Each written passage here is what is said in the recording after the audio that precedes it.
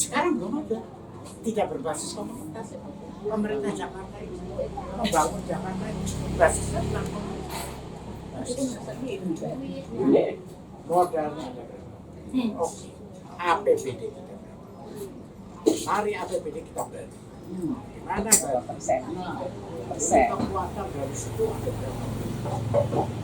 Oh, pengusaha kita ini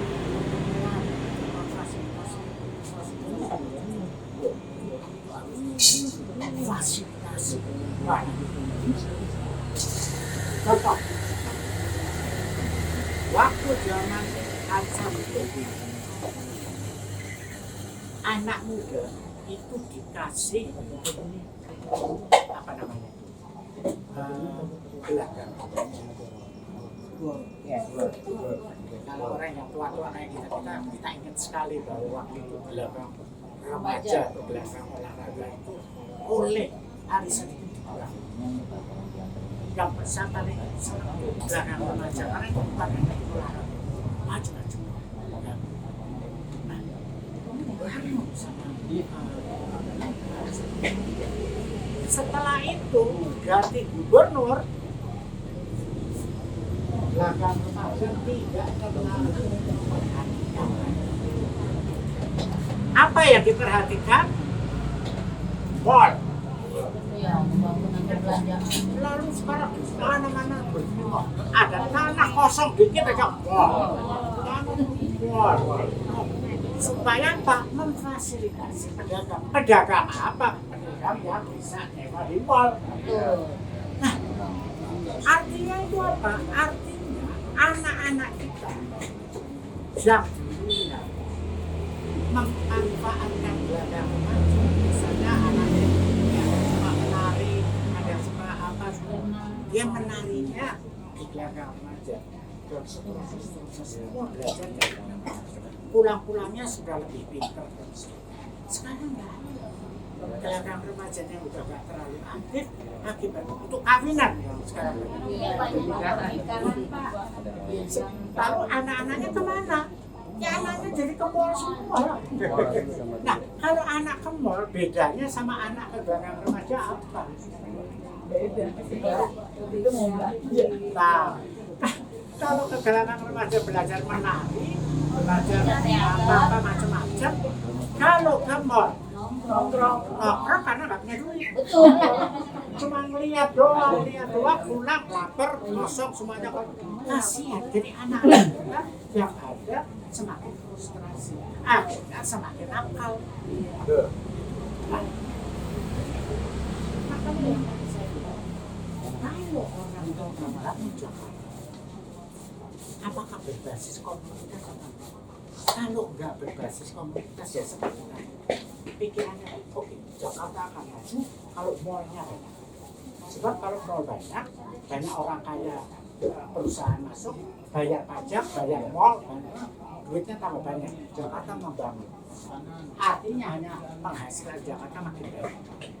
Tapi keadaan RT RW gara-gara tidak ada gelanggang remaja yang gratis itu, akibatnya mereka anak-anak nakal, orang tua jadi pusing.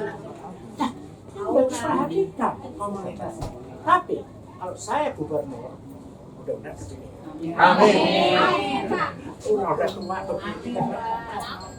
Amin. Masih muda kok Pak. Kelihatan. Wah orangnya nih Pak.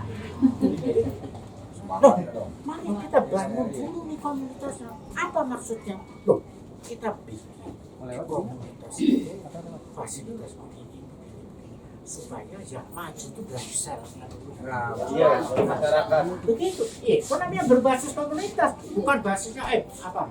Duit ada di mana nih duit? Ya, duitnya ada di orang kaya. Basisnya bisnis Pak. Nah, kalau pikirannya salah, duit ada di mana? Mari kita fasilitasi, pasti keluar duitnya lebih cepat. Nah, itu pembangunan yang tidak berbasis pada komunitas. Makanya kita mengusulkan pembangunan yang berbasis komunitas. Ya, oke, silakan dipelajari sendiri. Lanjut. Nah, oke, ini ada contoh ya, kelihatannya sederhana.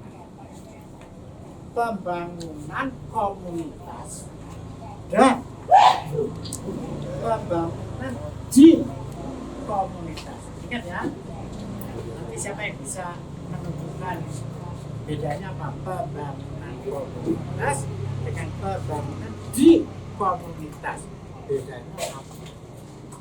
Ibu, bedanya apa pembangunan di komunitas dengan pembangunan komunitas? Siapa bisa? Termasuk ibu yang ngadep ke jalan terus dari tadi. Apa Bu? Pembangunan komunitas dengan pembangunan di komunitas.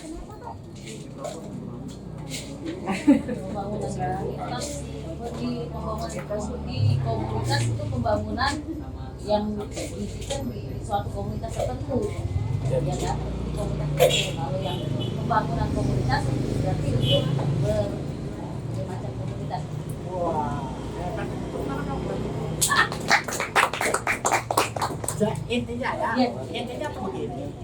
Kalau di komunitas saya ada pembangunan di komunitas saya. Lingkungan ya. Nah, artinya apa? Oh, sekarang sudah ada tuh Alfamart. Dulu ada Alfamart, sekarang ada 10. Jadi ramai kan komunitasnya. Jadi apa namanya yang terang, ramai kan. Iyo, Bapak suka. Enggak Pak, karena kasihan orang-orang kecil itu. Nah, Iya, iya. jadi kalau kita cuma bilang ada pembangunan di komunitas, memang ada pembangunan di komunitas. Tapi kalau pembangunan komunitas Untuk masyarakat. membangun supaya semua orang bisa Bisa menikmati pembangunan. Makanya kita harus membedakan pembangunan. Kalau ini pembangunan di komunitas dibangun, tapi ya siapa yang masyarakatnya lebih kompak. Oke, lanjut.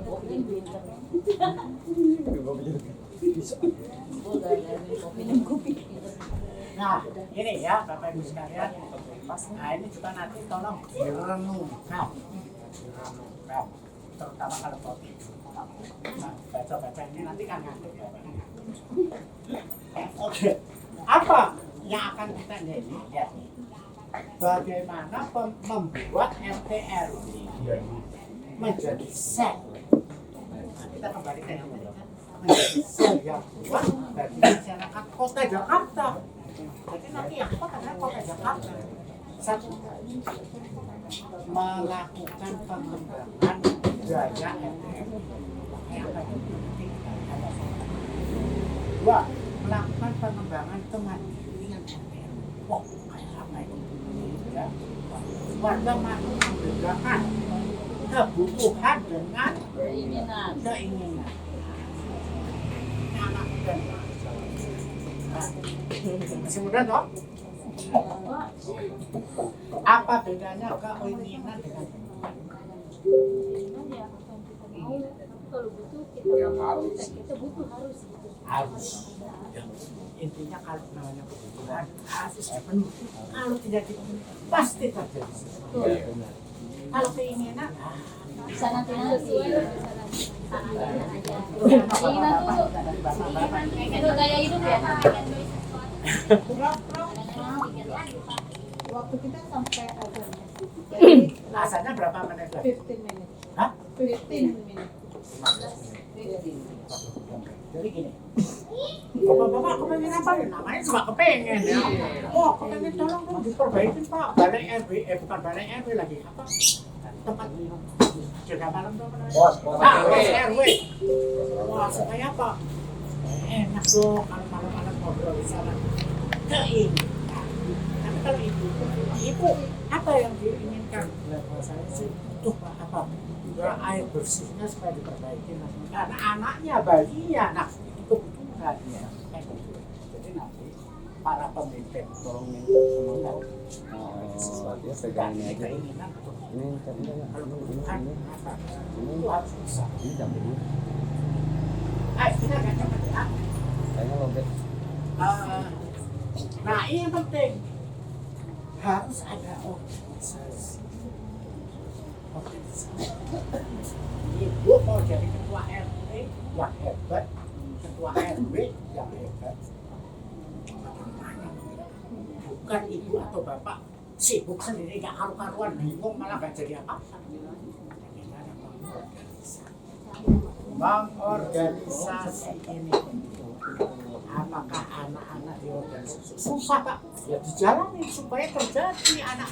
Nih, Karang Taruna ya. organisasi. Jalan nggak organisasi Karang Taruna? Jalan. Ya, jalan-jalan. Tapi jalan ke sini Nah, ya, oke, alhamdulillah kalau jalan. Tapi itu penting sekali. Ibu-ibu organisasi buat organisasi itu betul-betul efektif untuk membangun Dari kesehatan. rantai. Jadi bapak-bapak pemimpinnya harus terorganisasi. Bagaimana caranya? Nah, kalau pengen ada khusus organisasi buat ada nanti. Tapi yang penting jangan bapak ibu sibuk sendiri.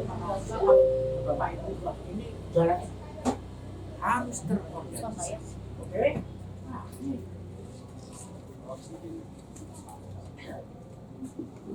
Apa karena saya terlalu bersemangat ya? Wih, keren banget kok. Apa kok?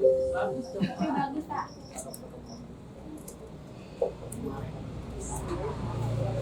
Apa nanti semangat saya satu supaya ada coba-coba.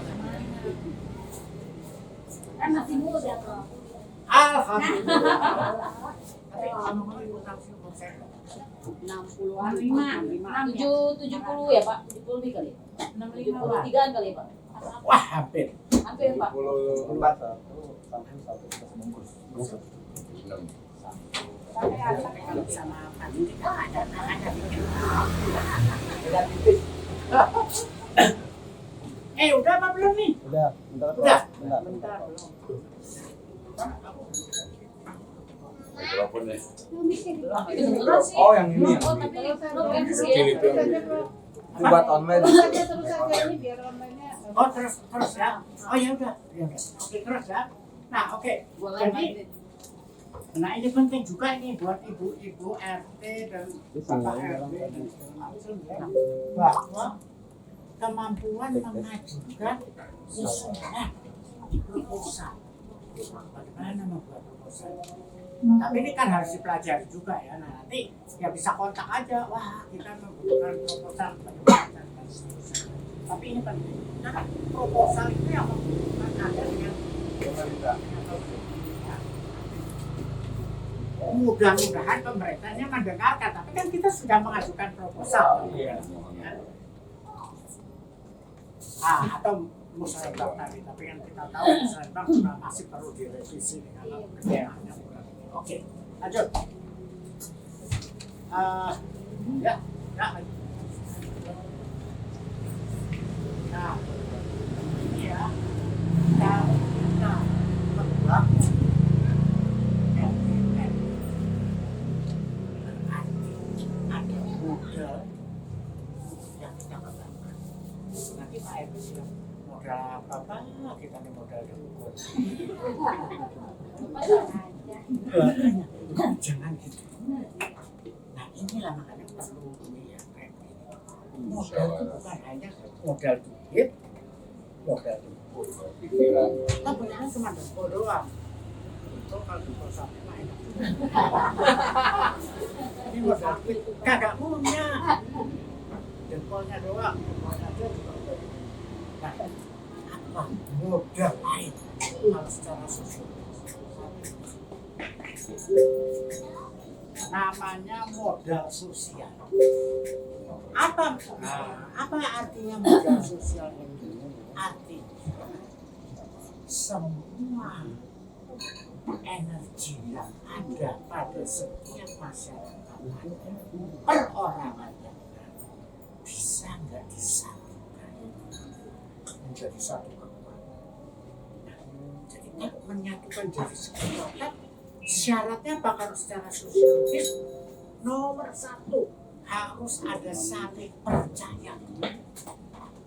Ternyata kepercayaan bukan hanya di dalam keluarga ya. Istri bapak masih percaya sama bapak, nah itu penting. Bapak juga percaya sama istri saya penting sampai ke anak-anak. Jadi kepercayaan itu penting kan? Ya, itu. untuk katrin itu istri saya. Jadi jangan bilang, manja amat sih mama karena istri saya. Wajar lah Pak. Ibu Yayani itu harus percaya pada saya. Kalau dia nggak percaya pada saya, kacau banget. Saya juga harus percaya sama dia. Jadi kita percaya. Bagaimana mengembangkan kepercayaan? Ya Bapak Ibu tahu percaya karena kepercayaan bisa yang paling akal dan kepercayaan yang paling besar biasanya itu kelompok yang paling kecil. Katakanlah ada yang beragama oh saya Pak agamanya sama kita majelis taklim kita percaya banget nggak bisa Pak ya jangan buka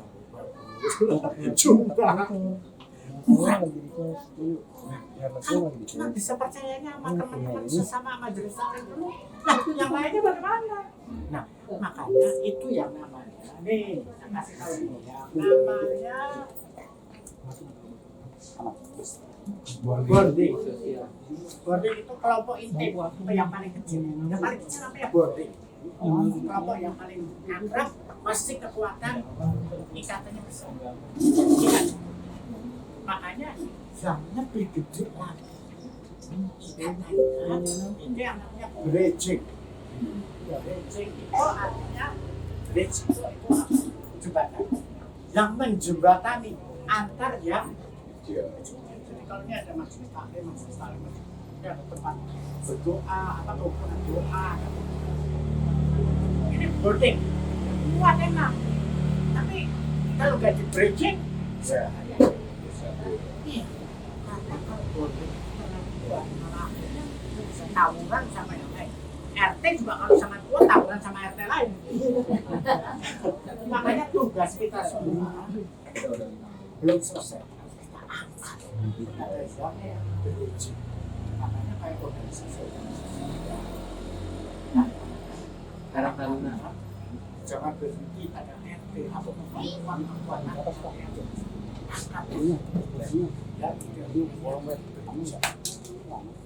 yang terakhir bukan hanya bridging tapi linking itu artinya yang menghubungkan lebih atas lagi jadi kalau seluruh RW kita udah kuat itu udah bridging kan karena kalau RW kuat berarti RT bisa disatukan kepercayaannya sudah bridging tapi bridging ini kurang kalau dia tidak punya link ke atas itu apa?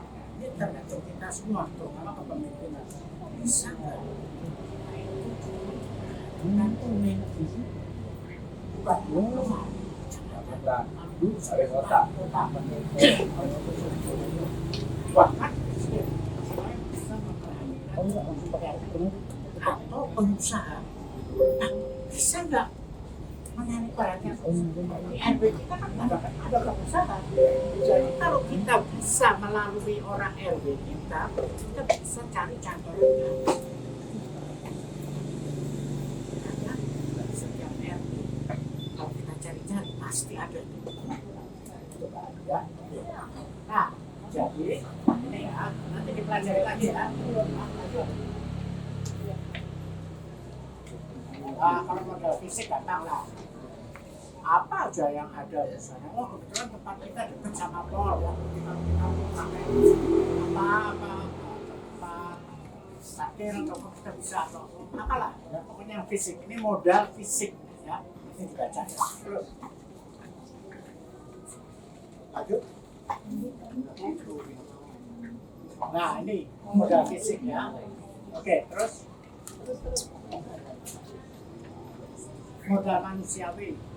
Nah ini anak-anak kita itu semuanya sudah pintar atau belum? Pasti banyak yang kita bisa berorganisasi. Kalau adik-adik kita yang nggak bisa sekolah, programnya apa ya? Kalau bersama-sama dibantu oleh ketua RT, oleh ketua RT,